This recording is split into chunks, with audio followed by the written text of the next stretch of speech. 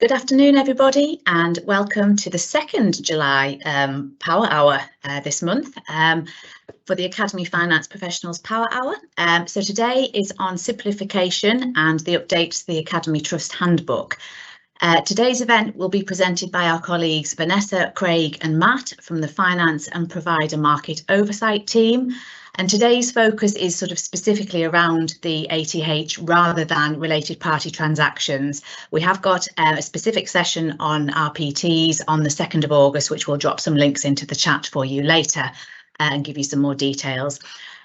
This session is being recorded and will be shared after the event along with the slides, so please don't worry about that. That should come out next week. Please use the chat function to ask any questions or like a question that's already been asked, and the team will try and answer as many questions as possible as we're going through the event and also in the Q&A time after the presentation. If you have any specific questions, then we'll ask you to contact the team directly and I'll give details at the end. But we would also really appreciate if you would complete our feedback survey at the end of the session, and I'll put the link into the chat for that. But other than that, it just leaves me to hand over to Vanessa for the session. Thank you. Hi, thanks, Lainey. So, hi, I'm Vanessa Singate and I'm working in Schools Financial Support and Oversight in the ESFA. Could I have the next slide, please?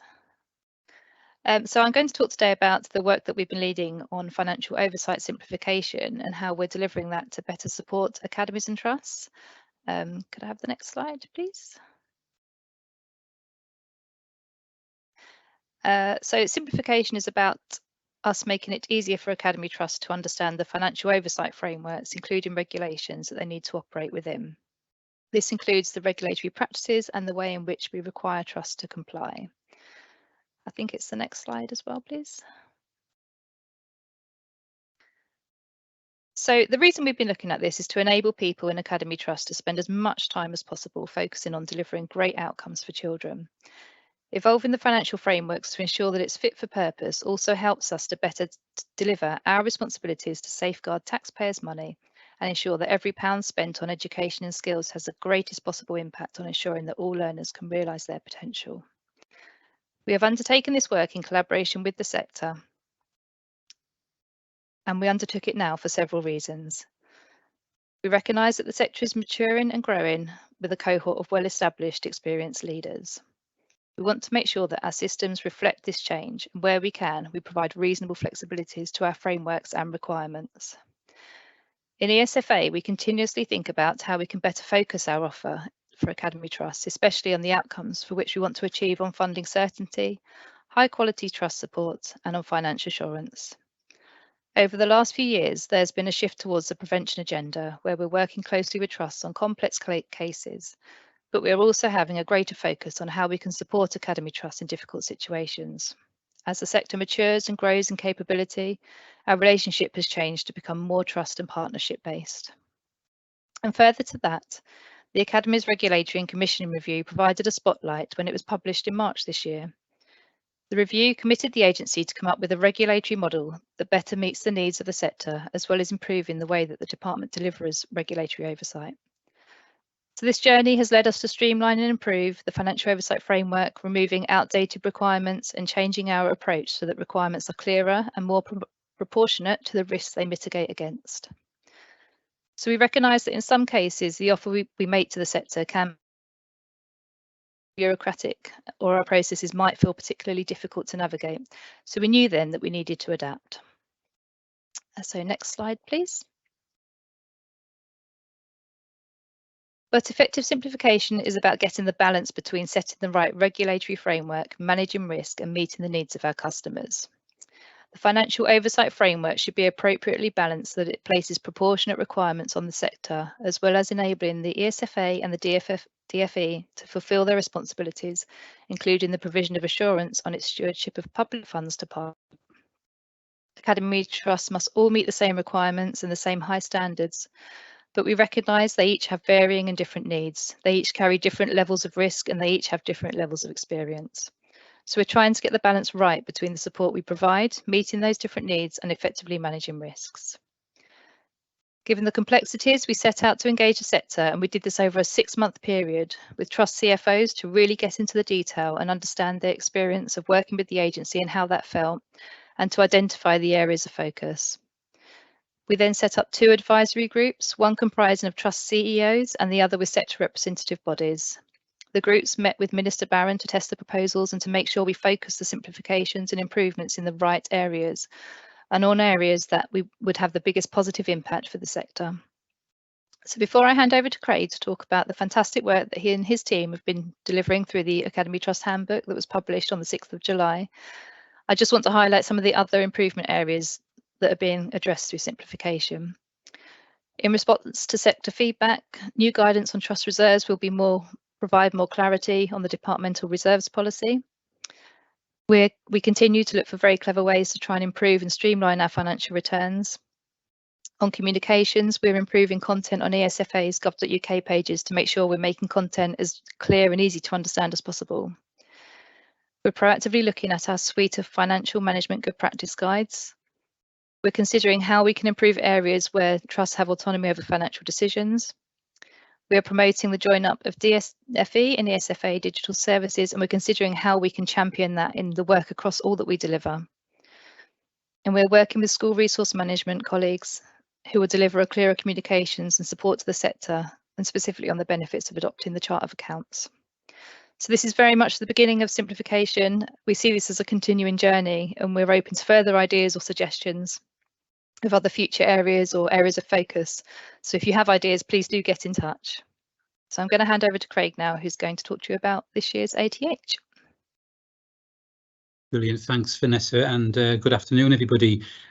So really, what is the Academy Trust Handbook? As a brief overview of the handbook, up until 2021, it was the Academy's financial handbook, as many of you on the call will remember. In 2021, we renamed it the Academy Trust Handbook, also known as the Academy's financial handbook. That specific reason behind that is to keep the link between the handbook and the funding agreement, which all Academy Trusts sign. And it was just really reference to the actual overall content in the handbook. There was some new areas in 2021 added around safeguarding, health and safety and estates management, which still retain in the handbook today. Next slide, please. So again, really, where's it come from? What is it? You may be asking yourselves. A lot of the requirements come from companies law and charities law, the Treasury's managing public money and document, the funding agreement, as I've mentioned, the articles of associations, which all Academy Trusts have, and again, last but not least, the policy areas of both the ESFA and the department as a whole. So it really is a document which pulls all that together into one useful handbook. Over the years, since 2012, the handbook has been subject to an annual review, and we're very mindful, and that's, as Vanessa has mentioned, this year we've simplified the whole process.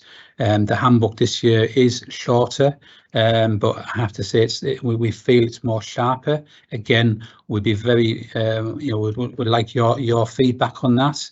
When you have more time to read and digest the handbook, please feedback how you're finding the handbook.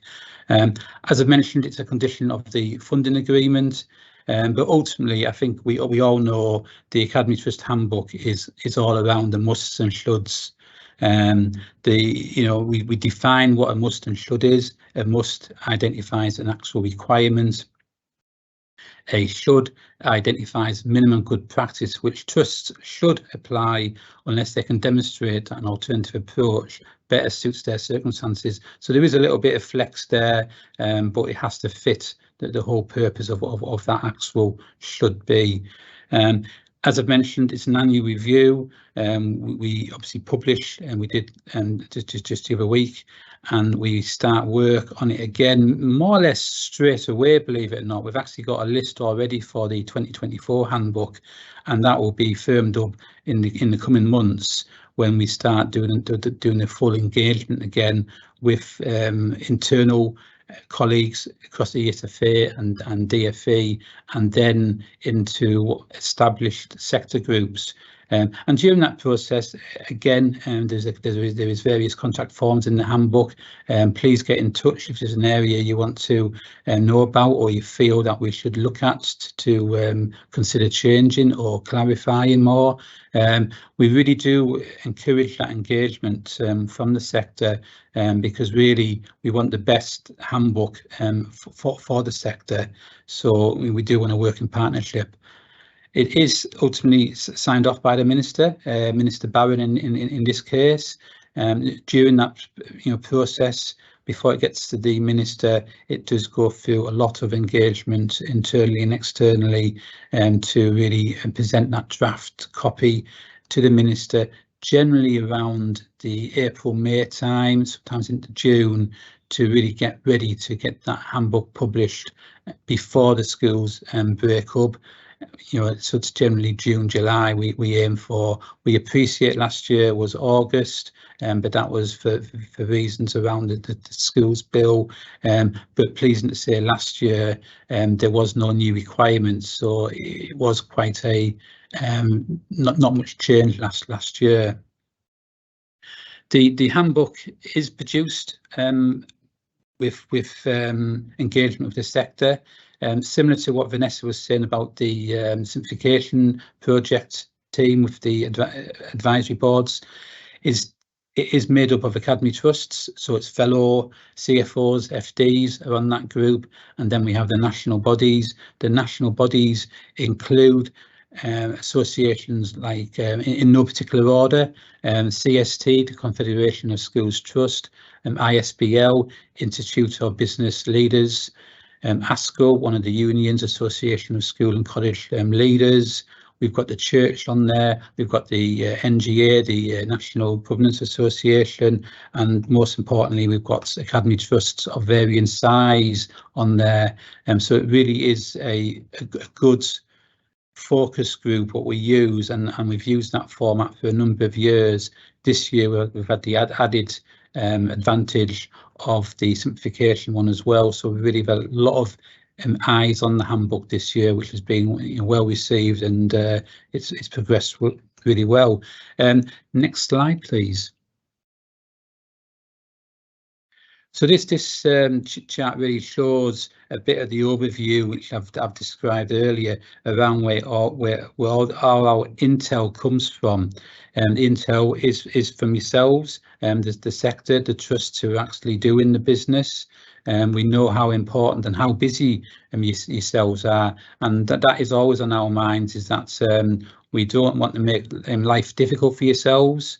We want to make it as easy as possible, but accepting that there is those financial and governance requirements we need you to follow for good practice, for statutory accounts, etc.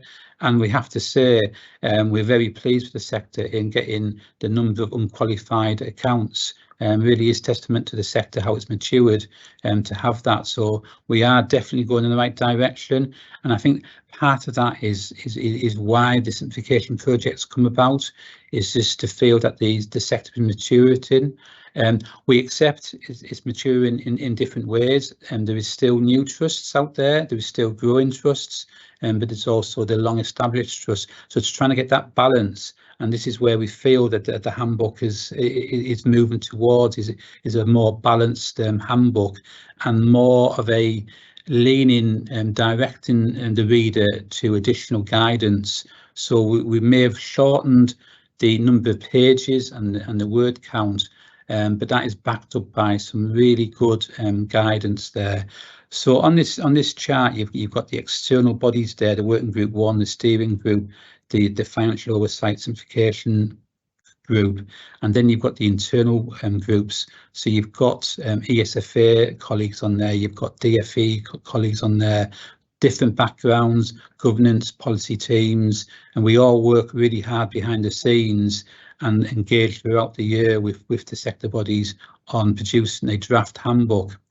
And the draft handbook is sort of, for the term Matt and I hold the pen, for a better word. So we pour all that together in conjunction with our colleagues and the sector to produce that draft handbook. Then it goes through a final phase of sign-off with our directors and our accounting officer himself, and then it goes up to the minister to review and feedback and ultimately endorse that handbook, ready for the September when it becomes effective from. So that's in a nutshell of how we view the handbook. Next slide, please.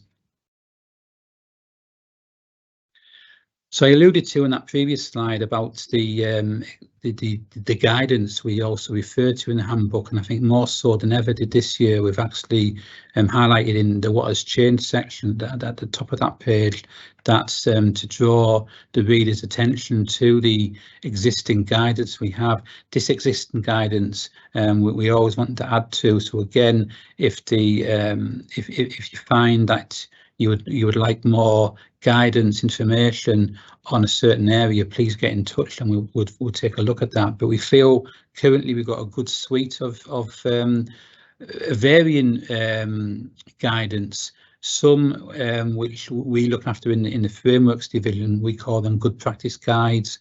Other areas within the agency and department just have them as guidance.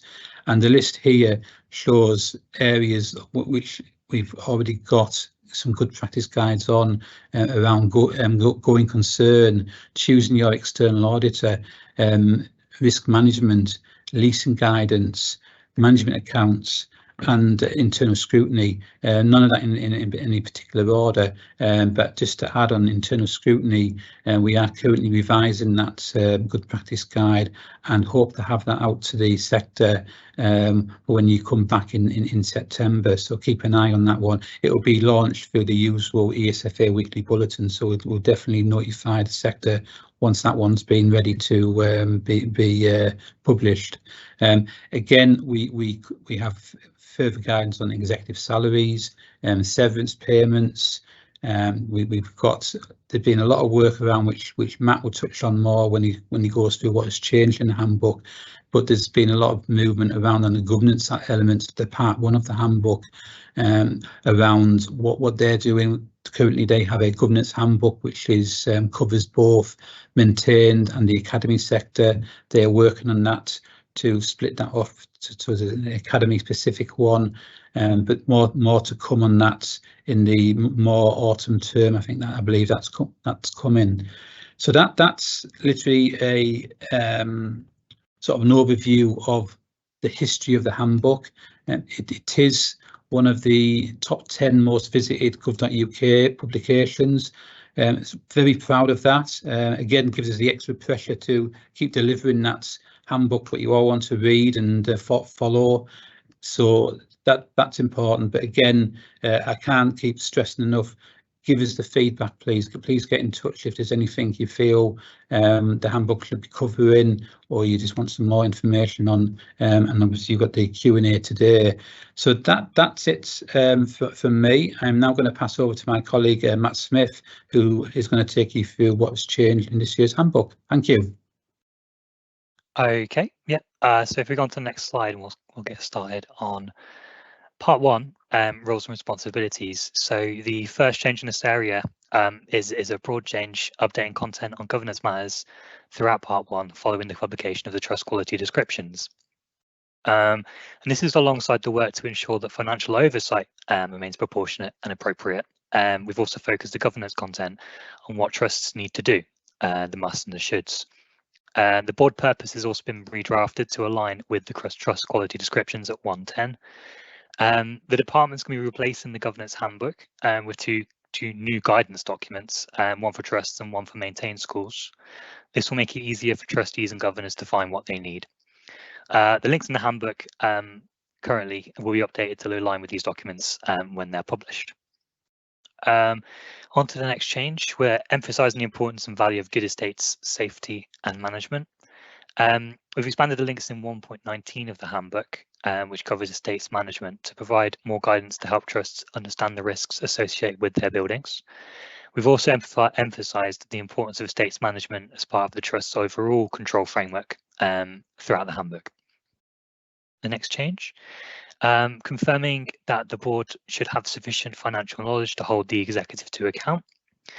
This is to highlight financial knowledge on boards in particular. It's important to have trustees that have the financial knowledge needed to properly scrutinise financial data to inform their decision making, while we're still recognising that sufficient financial knowledge will mean different things for different trusts. And the next change, explaining that the roles of the accounting officer and chief financial officer should not be occupied by the same individual. So this is just to clarify, the trust should maintain separation between these two roles. Having separate individuals carrying out the two roles of accounting officer and CFO leads to a reduced risk of conflict of interest and compliance and regulatory issues, and it allows scrutiny to be applied through a series of checks and balances. If we go to the next slide, I'll cover the changes to main and financial requirements, and the changes that are highlighted with an asterisk there, changes that are made in relation to simplification and direct result of the FOS advisors group that Vanessa touched on earlier. The first change is to confirm the trust no longer needs to provide an explanation in the governance statement where the board has not met at least 6 times in the year. This doesn't reduce our expectation for trust to have regular and effective meetings, and trust need to still meet 3 times a year and should consider meeting more frequently to discharge their responsibilities. The next change, providing trust with an additional month to submit their budget forecast return. This doesn't come with the expectation that trusts need to retain staff into August or adjust their board meetings to fit this deadline. It's merely an extension of the deadline with the aim of giving trusts more time to submit that return. The next change, simplifying the position on the preparation and circulation of management accounts, including giving more discretion for trusts. So another big thing here is the trust no longer have to share management accounts with trustees 6 times a month, 6 times a year. Sorry. The board must still consider these at each meeting and be assured that appropriate oversight of the trust financial position. The final change of part 2 is explaining the permissive position on electric vehicle EV salary sacrifice schemes. So we're confirming the trust can set up salary sacrifice schemes for electric vehicles as long as no liability falls on the trust if an employee does not fulfill their contractual obligations with the scheme provider. And on to the next slide. So part 5 and part 6 are bundled together here. Part 5 is delegate authorities. So the first change is we're simplifying the position on GAG pooling to strengthen the value and importance of this practice for trust to consider. And this is just to cement the freedom of Academy Trust to pool GAG, confirming this is something you can do. The existing requirements for trust to consider the funding needs and allocations of each constituent academy and to have an appeals mechanism have not changed. And the next change is refining the approval threshold for related party transactions and simplifying arrangements for transactions within the educational system. We've made a series of changes to the RPT policy. So we've doubled the threshold beyond which ESFA approval is required for related party transactions. For all RPTs, this increases from 20k to 40k.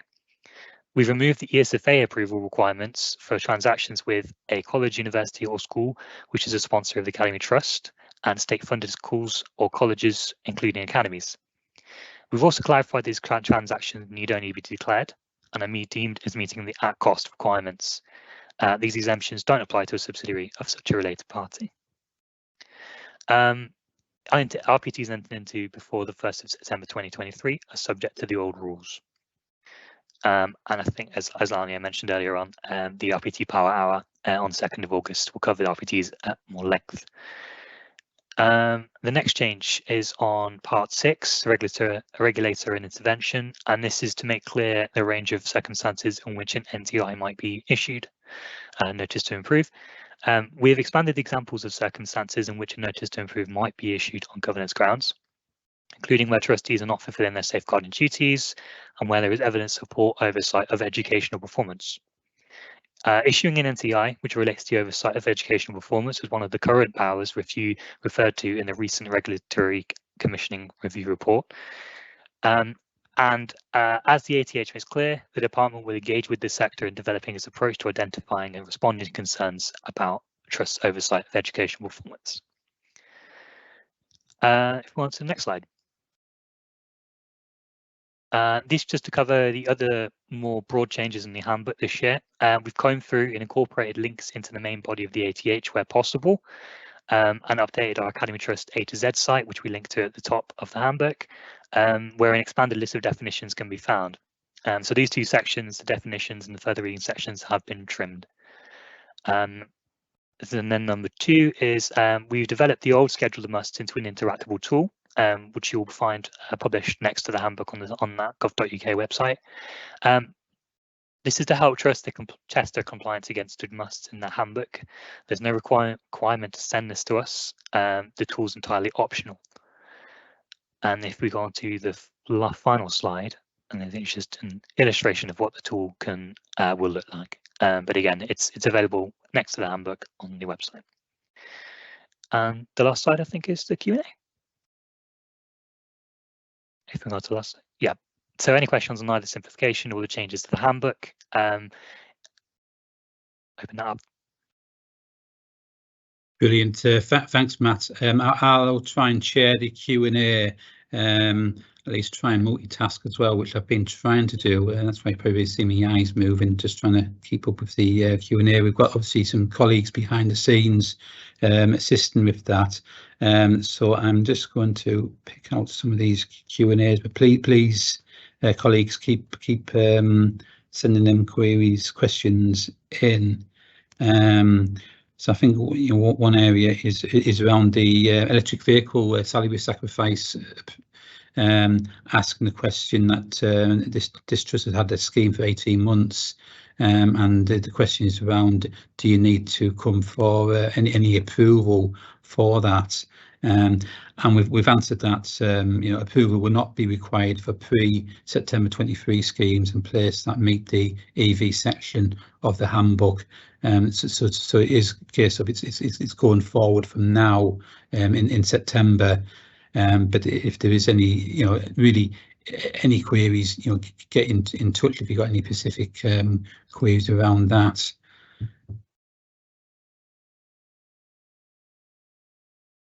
There's a question around monthly management accounts.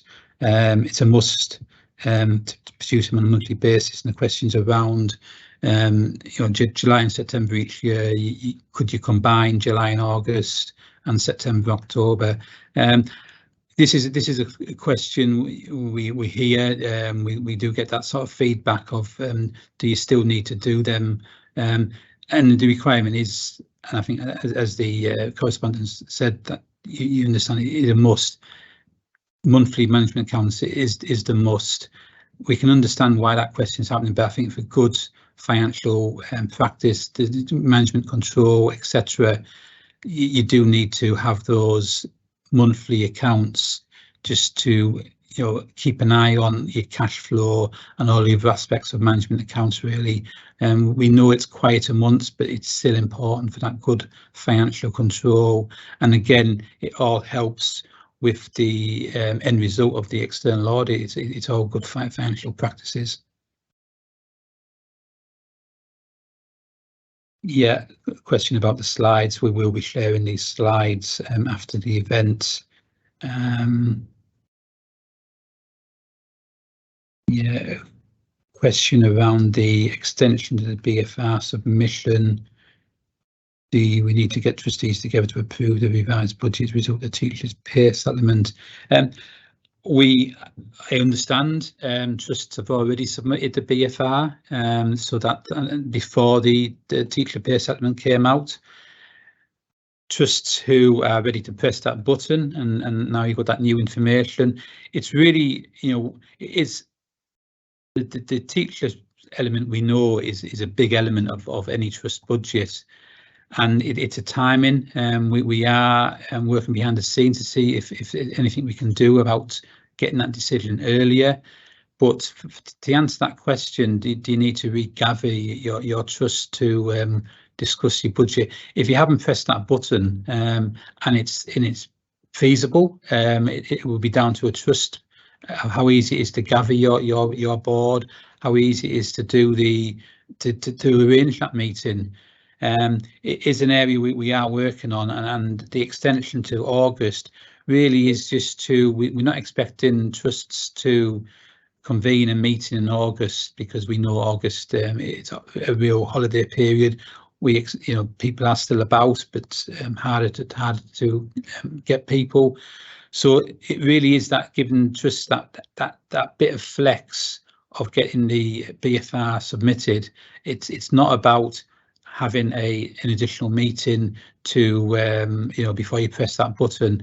It's just what works for the trusts, really. And again, we will be interested in having that feedback on that particular point, because we have had some earlier feedback already, and we are talking with, and I think Vanessa touched on this earlier, and I know I touched on it in my slides. We liaise so heavily with ESFA and DFE colleagues, and on all the financial asks requirements, and this is one where we are liaising heavily with DFE financial colleagues where all the returns are received. Just what we can do, if we can make it easier for the sector. So please feed in, and more feedback we get, we can go back with a strength of feeling from the sector. So that does help. Do KPIs still need to be included and regularly monitored? And this was added to the 22 handbook. I can see that a colleague has just dropped the answer in there. So it is another ask we were asked by the Minister is to reduce duplication handbook where we say elsewhere. The Academy Accounts Direction has an area on the KPIs. So we felt the handbook was just repeating that, and that's so it hasn't disappeared. It's just still heavily retained in the Accounts Direction, and there is still the requirement for those to be regularly monitored by the trust.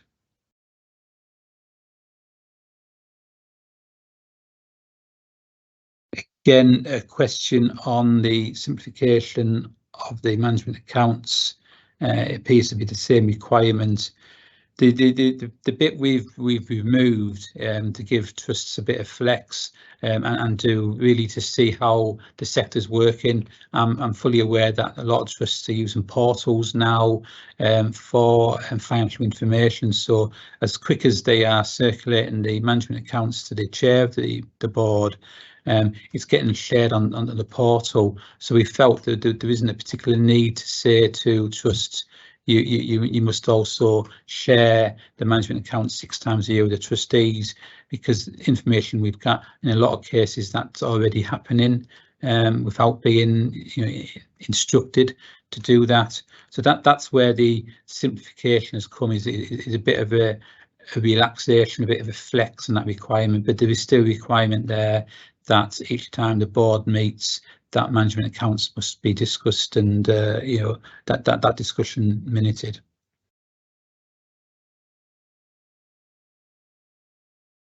Yeah, again, there is various areas in the handbook about feedback on the handbook, and it's best to use those channels just to feedback. And I say we are very happy to receive that, because we want the handbook to work for all trusts. And we realise again that was a challenge put to us this year about the readability of the handbook, and make that, and that's why we again simplified it, sharpened the wording just to make it more readable, really. And again, if trusts felt that they knew what to do around internal scrutiny, for an example, they don't need to read all that detail in the handbook when it's in the guidance. So that's the element again of what we're listening to. But again, feedback is most welcomed.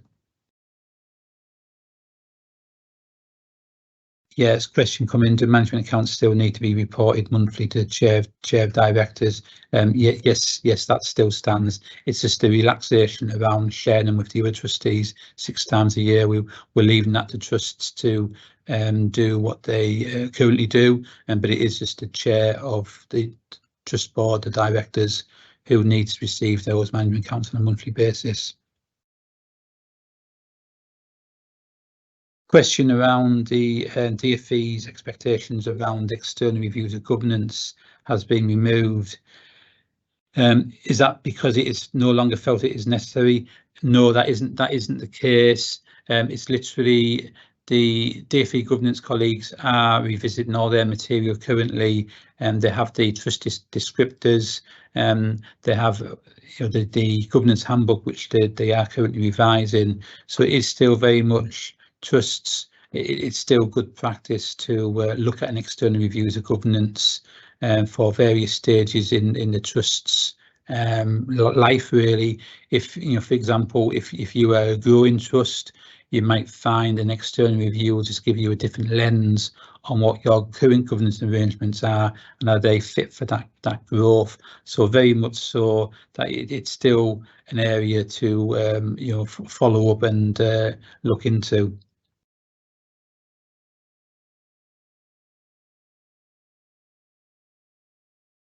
Just looking to see if there's any more questions.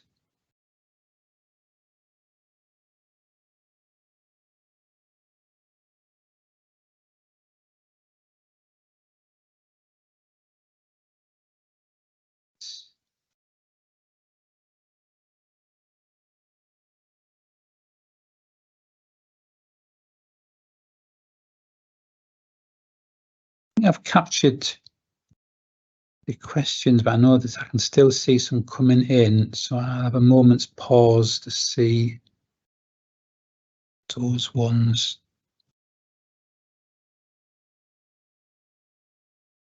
As they come through, but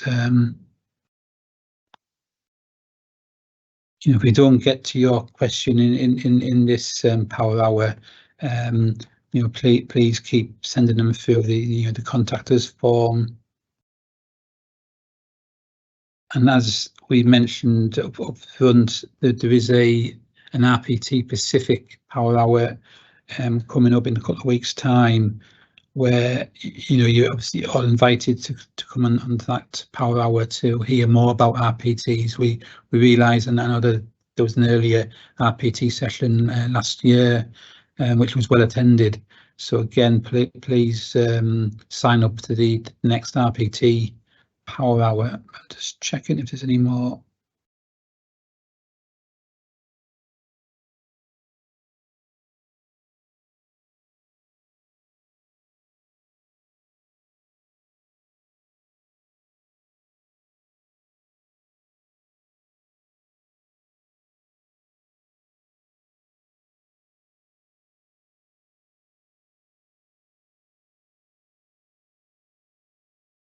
Hi, Craig. Just to say, sorry, it's just Lainey coming in. There's a few other questions coming in, and we're just trying to work through behind the scenes. Some of them around BFRs and some capital questions, etc. So it's just trying to work through. We've got quite a few experts on the call, but it was more an ATH update focus. So we're just trying to work through some of the other questions. So sorry, I know we haven't been publishing them all, but there's quite a few coming in behind. So we'll either try and privately reply, or we'll try and pull something together to make sure we address the themes of the questions coming through, as it were, as well, because I don't know whether we have within the remit, Craig, whether that does sit under your teams around sort of some of the capital questions. There's some around sort of I'm just trying to read some of them, sorry. There's some around the sort of the BFR side of things, but obviously that's just new news coming out, and we're all trying to work through some of that, aren't we, on that side of things? Yeah, I think it's a good question, that, Lenny, and the answer is. And maybe I should have covered this as part of our presentation. Probably alluded to it, but I'll clear it up. Is that we publish the handbook, but the handbook contains a lot of different areas, areas which we don't necessarily, if you like, own. And the simplification project is much wider than the Academy Trust Handbook. So there is aspects which is probably indirectly linked to the ATH, but I think for ease for the people on the call today is send them in to ourselves. I think we've got a link on the slides, haven't we, Lenny? And we can coordinate responses. Is probably the easiest way, because the last thing is losing you all in the various routes into the agency and the departments. We've got the power hour here, and there are questions which come in, and we'll come back to people on these some general themes around management accounts and RPTs, we can obviously summarise and collectively respond to. Super, thanks, Craig. I'm just checking through a couple more now as well.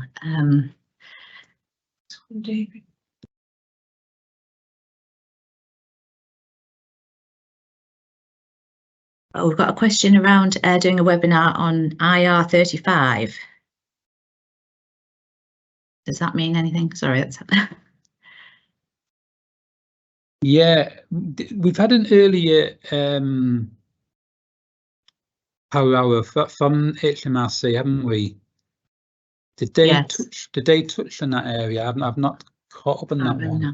We'll pop a link in for the Power Hour library as well, where all previous Power Hours have been, because as I say, that comes out of different areas of expertise. So we will pop something in for that one as well.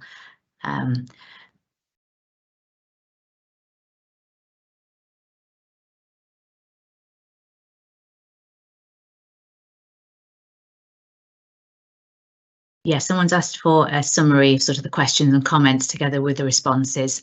So we will pull that together. I think that will be helpful because there's been quite a few coming through on that side of things. And I think just to add to the RI35 query, early this year we HMRC colleagues got in contact with ourselves just to see if they could talk to the sector, to yourselves, and that's when that power hour came about, and they're very keen to keep that engagement going, and we're going to be in regular contact as an agency with them just to see how that's going, and if they're finding better interaction. And they do know that it's more from them, just to help trusts on where to go and what forms to complete. They were very open that they know that the sector, again, I think the sector growth, that they've not, I can be as bold as saying, they've not, it's not a case of not kept up with the sector, but I think it's they've been in awe of the growth of the sector and just being a bit more approachable or contactable to get those answers which trusts have been asking around HMRC queries. So definitely it's an area we are progressing and talking with HMRC just to keep that information flow going.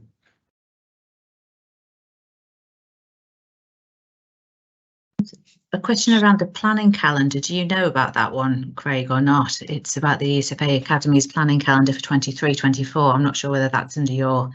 No, but it's one which again we can take away and find the answer out, because I know we do get asked for our content of when we publish a handbook, etc. So we're part of that capture before that's released, but we can find out. But again, a very useful document. And what we've done also on the handbook this year is at the front of the handbook, we've put some material which we find which we feel trusts would find not to read, and one of those is around the planning calendar. We've also got a link to the power hours, because we know the feedback we're hearing is that the power hours have been really well received. So we have put some key documents at the front of the handbook for the reader to click on, just for some further information and just a bit of a, power hours planning calendar, and also we've obviously condensed the glossary of terms, as Matt may have mentioned. We've got a to Z of terms on a gov.uk page now as well, so we are trying to get as much information out there and just to help the reader understand some of the terminology what we use within the sector. No, that's great, Craig. And sorry, I'm throwing lots of different ones at you, not knowing which is in your area and which is not. I think just to say that actually there's quite a few questions coming in around sort of budget, funding, pay. We haven't got those experts on the line today. This was specifically focused around the ATH and the changes to that, coming from the simplification. So we'll try and do some quick private ones just to let you know where to go to for that kind of information on those ones which were around funding, budget and pay. So and also if there's a theme there, you know, this means that we can add another one for another power hour around these kind of things, because we need to be able to answer these questions for you. That's the point of these, but we need to have the right people here to be able to answer those kind of questions. So can I ask, I'm going to ask my colleague to pop the link to the survey in the chat, because that's a great place to be able to say what sort of things you would like answering, what sort of things you would like to, as the power hours, to cover in the future as well, because we've got to make these, as I say, an absolute value of your time. So we'll just have a quick look through the last of the questions in case there's any that that do relate to this to the actual ATH session, and then, as I say, my colleague nearly popped them there as well, the actual Academy questions for you to be able to go to for anything else. But I'm just having a quick look if there's anything else through there.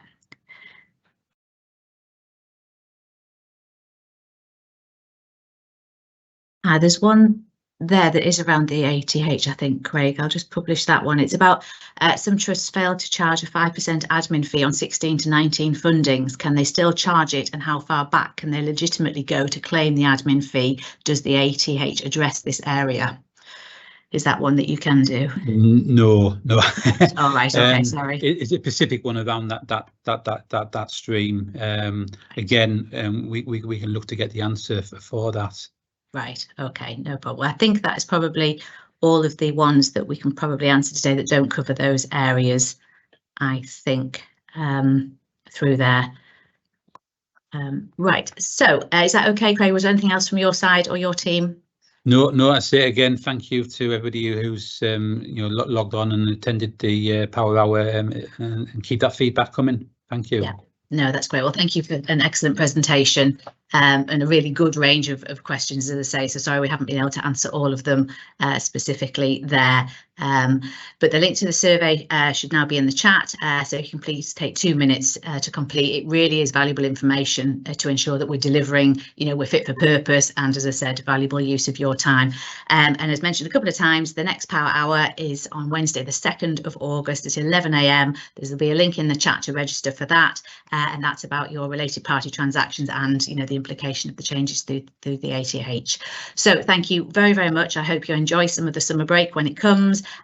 These are recorded and the slides will be shared, so if you're unable to make that one, you will be able to catch up, and then we've got a jam-packed autumn term coming up, which we'll be sharing as well in the August one to let you know what's coming up in the autumn. So thank you very, very much. I hope that's been helpful, and we shall see you in August. Thank you.